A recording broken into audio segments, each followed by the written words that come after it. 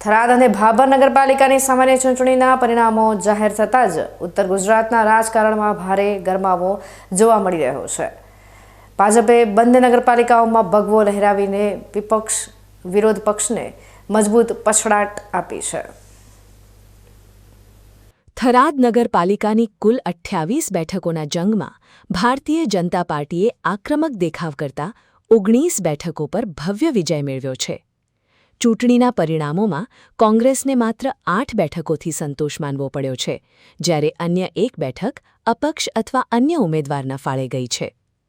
થરાદમાં ભાજપની આ જીતથી કાર્યકરોમાં ભારે ઉત્સાહ જોવા મળી રહ્યો છે અને જનતાએ ફરી એકવાર વિકાસના મુદ્દે ભાજપના શાસન પર પોતાની મહોર મારી છે.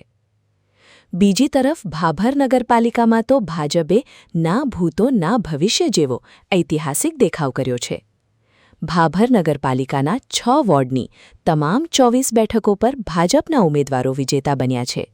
વિરોધ પક્ષોના સૂપડા સાફ કરી ભાજપે તમામ બેઠકો પર ક્લીન સ્વીપ કર્યો છે અને રાજકીય વિશ્લેષકો પણ ચોંકી ઉઠ્યા છે.